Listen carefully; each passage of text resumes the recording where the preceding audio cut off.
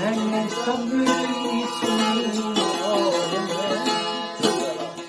कौन इस घर की देखभाल करे, रोज़ एक चीज़ टूट जाती है। मैं अपनी तरफ से 2 पेनीज उसमें ऐड करते हुए दूसरा शेर भी सुना देता हूँ कि फर्श पर कागज़ उड़ते रहते हैं, मेज़ पर गर्द जमती जाती है।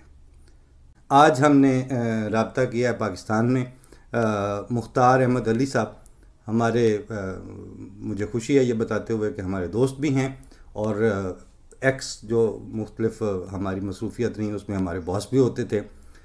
Centre for piece and development initiative CPDI Pakistan के एग्जीक्यूटिव डायरेक्टर भी हैं, फाउंडिंग चेयरमैन भी हैं और इससे पहले पंजाब गवर्नमेंट के साथ इंफॉर्मेशन कमिश्नर भी रहे हैं।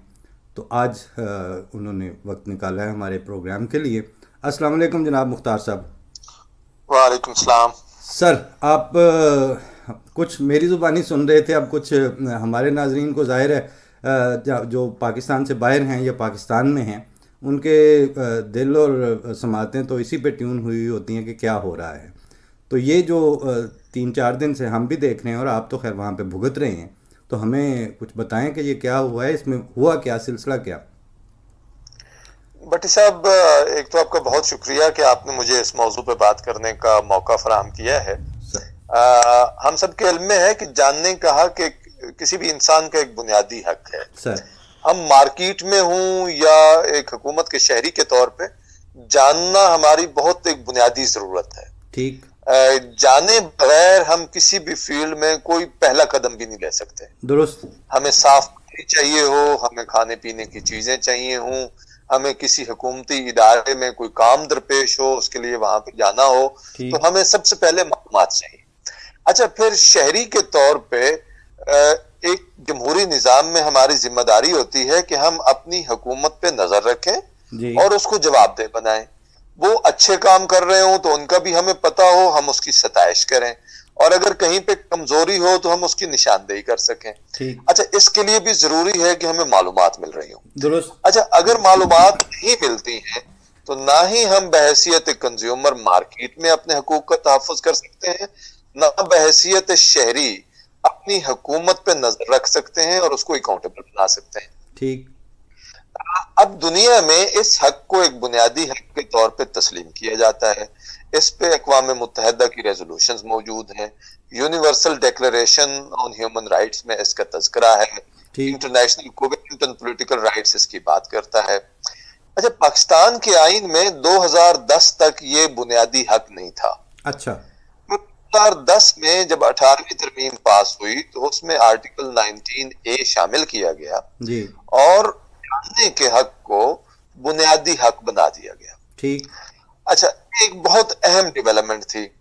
अच्छा, अब आइन की हद तक तो ये तस्लीम कर लिया गया कि ये हक है, लेकिन आपको भी पता है, हमें भी पता है कि आइन में बहुत सारे हकूक लिखे होते हैं और उस पर अमल दरामद करने के लिए फिर एक और तवील जिद्दोजहद चाहिए होती है। आपकी कथा कलामी होती है। बिल्कुल। आप तुमने आग को जलते देखा, हमने आग में जल कर देखा। बहुत से आइन में हकूक हैं जो नहीं मिलते। ठीक है, कंटिन्यू करें। आप दुरुस्त कह रहे हैं। अच्छा, उसके लिए ज़ाहिर है आपको फिर इदारे बनाने पड़ते हैं, ऑफिसर्स की ट्रेनिंग करनी पड़ती है, रिकॉर्ड के सिस्टम्स अच्छे बनाने पड़ते हैं, जब हम इस हक के हवाले से बात कर रहे हैं। सही है। लोगों की अवेयरनेस करनी होती है।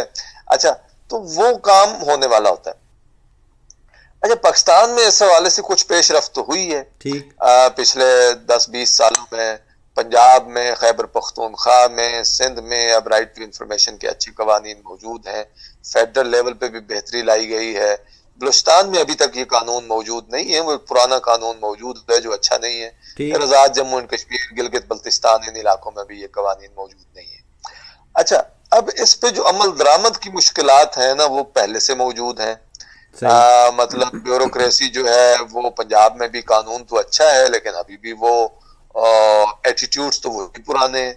एक आध मुख्तार साहब, इसमें एक बात पूछने वाली भी है कि चूंकि पंजाब का आपने नाम लिया, आप वहाँ पर इंफॉर्मेशन कमिश्नर भी रहे, आपके ज़ाती इल्म में है कि वो जो जैसे हमने सुना हुआ था कि जी आप जस्ट 25 या 30 रुपये फ़ीस दें, अपने शनाख्ती कार्ड की फ़ोटो कापी दें और आप किसी भी जो रेलेवेंट चीज़ है जो क्लासिफाइड नहीं है स्टेट की तरफ से, वो इन्फॉर्मेशन आप ले सकते हैं। क्या इस हद तक आप जब पंजाब में थे तो आपको कोई फीडबैक आता था कि इस पे अमल दरामद की क्या रेशो थी? देखिए, ज़ाहिर है शुरू में तो कानून की अवेयरनेस भी नहीं थी, लोग अप्लाई करते थे जी। और डिपार्टमेंट्स का आमतौर पे ये है हमारे यहाँ कि वो जवाब ही नहीं देते। अच्छा। और हुकूमत ने बजट में भी पैसे नहीं रखे होते कि भाई आपसे कोई सवाल पूछेगा तो जवाब देंगे, और ना किसी की जिम्मेदारी होती है कि भाई कोई सवाल पूछेगा, कोई लेटर आएगा तो आपने लाजमी जवाब देना है। सही। लेकिन राइट टू इंफॉर्मेशन के कानून में ये लिखा हुआ है कि आपने जवाब देना है। ठीक। तो शुरू में इस पे भी तो यही था कि कोई सवाल पूछता है, कोई एप्लीकेशन आती है, नोबडी रिस्पॉन्ड्स। बहरहाल कमीशन में हमने उस पर फिर काम किया, हमने काफी सारे कोई 1,500 ऑफिसर की ट्रेनिंग तो हमने भी की थी। ठीक। उसके बाद भी कमीशन पे काम करता रहा है। ऐसा ऐसा अवेयरनेस बढ़ रही है और कुछ कंप्लायंस भी बढ़ रही है। लेकिन जैसे जैसे अवेयरनेस बढ़ रही है वो महकमों में रेजिस्टेंस भी बढ़ रही है। उनको लगता है कि क्योंकि जब बहुत सारे दीगर मसाइल हों, छुपाने को बहुत सारी चीजें हों, आपके सिस्टम्स वैसे अच्छे ना हों, करप्शन इनएफिशिएंसी आम हो, तो फिर छुपाने को बहुत कुछ होता है, बताने को कुछ नहीं होता।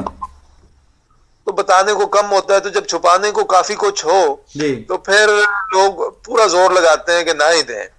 अच्छा, अब इसलिए ये एक प्रेशर तो इस इंफॉर्मेशन के हक से बिल्ड हो रहा है, ठीक है। लेकिन वो साथ एफर्ट्स होनी चाहिए थी ना कि सिस्टम इम्प्रूव हो। जी जी। मतलब आप ऑफिसर्स को अच्छी तनख्वाहें दें, उनको अच्छा माहौल दें, उनको एक सेंस ऑफ सिक्योरिटी दें, उनके रिकॉर्ड रूम अच्छे हों, उनके रिकॉर्ड सही तरह रखे हुए हों।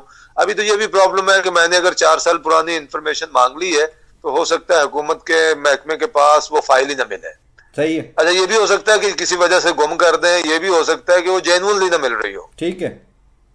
क्योंकि रिकॉर्ड रूम की हालात ही अच्छे हैं, वो बंडल बना के फेंक देते हैं बाज़ बार 2-4 साल पुराना रिकॉर्ड। ऐसे ही तो इस तरह के मसाइल मौजूद हैं। लेकिन ये कानून है बहुत अच्छा, इस पे अगर अमल दरामद हो तो ये एक पैराडाइम शिफ्ट है। लेकिन मुख्तार साहब, ये अब सॉरी कथा कलामी हो रही है आपकी, ये बताएं कि ये जिस वजह से आपको फौरी तौर पर ये सड़कों पे आना पड़ा, और मैंने जो टीवीज़ में भी देखा कि मतलब आपके दफ्तर के लोग भी थे, बाकी भी थे, सिविल सोसाइटी के भी, तो इसकी ज़रूरत है। अब ताज़ा ऐसा वाकया क्या हुआ? मतलब मसाइल तो पहले भी थे। अभी रिसेंटली ये हुआ कि सेनेट में 5 सेनेटर साहबान जो हैं, जिनमें से कम से कम एक का ताल्लुक पीटीआई से है और कुछ फिर दूसरी पार्टियों से जी, उन्होंने, उसमें एक वलीद इकबाल साहब भी हैं जो मशहूर नाम है, अल्लामा इकबाल साहब के पोते हैं। हाँ जी, हाँ जी। अच्छा, कुछ और सेनेटर भी हैं, उन्होंने एक प्राइवेट मेंबर बिल मूव किया। अच्छा। और उसमें उन्होंने ये कहा कि जो पार्लियामेंट है ना, उसको इस कानून के दायरे इख्तियार से निकाल दिया जाए। अच्छा, अपनी नजर में ये एक बड़ी काबिल एतराज बात है कि पार्लियामेंट जो लोगों का नुमाइंदा इदारा है, जहां पे डायरेक्टली इलेक्टेड लोग बैठे हैं, सही है, अगर वो भी ट्रांसपेरेंट नहीं होना अपने काम में, लोगों और लोगों के सवालों के जवाब नहीं देने, ठीक है, तो फिर बाकी इदारों क्या तकाजा करना। मतलब तो ये बिल वहां पे पेश हुआ है, ठीक है, और हमारे ख्याल में ये एक बड़ी ही काबिल मुजम्मत एक इनिशिएटिव है। तो हमने ये सोचा कि इस पे जरूर हमें अपनी आवाज उठानी चाहिए। उस हवाले से हमने एक प्रेस कॉन्फ्रेंस भी की है, प्रेस रिलीज भी इशू की है, अखबारों में खबरें भी लगी हैं, और इस बात को हम और आगे बढ़ाएंगे। इस पे हम लेटर्स वगैरह पार्लियामेंटेरियन को लिखेंगे, अवामी रायनामा भी हम बार करने की कोशिश करेंगे। ये कोशिश किसी तौर पे काबिल एक्सेप्टेबल नहीं है, और ये जमहूरी रवैयों के भी खिलाफ है, ये जमहूरी निज़ाम के बुनियादी तकाज़ों के खिलाफ है, और ये एक ऐसी हुकूमत के दौर में हो रहा है जो जिनका दावा ये है कि हम तो करप्शन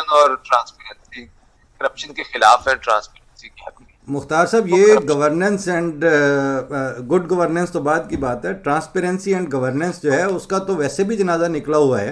तो उसमें अगर ये थोड़ा बहुत, जैसे ये यूँ समझेंगे घुप अंधेरे में एक थोड़ी सी रोशनी थी कि आप चलें, पूछने का हक आपका तस्लीम किया जाता है। तो अब अगर उसमें से आप, जैसे अभी आपने बताया, मुझे नहीं इसका पहले पता था कि पार्लियामेंट को वो एक्सेप्शन और एग्जेम्पशन मांग रहे हैं कि वो उनसे ना पूछे कोई।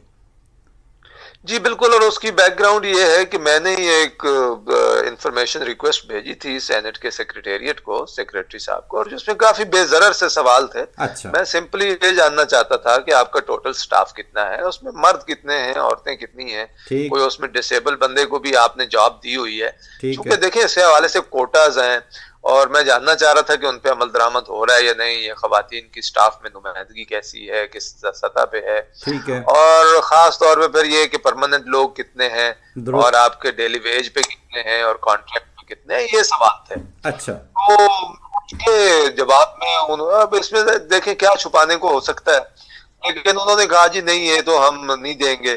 फिर कमीशन के पास में गया जो इस कानून के तहत बना हुआ है, कंप्लेंट लेके कमीशन ने ऑर्डर कर दिया कि आप ये प्रोवाइड करें, इसमें तो कोई छुपाने वाली बात नहीं है।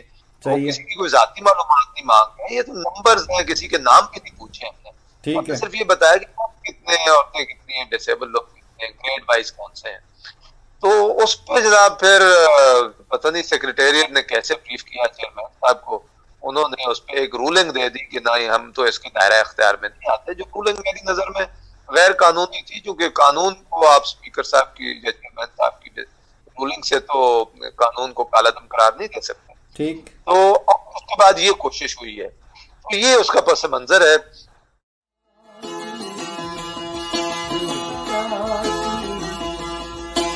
गई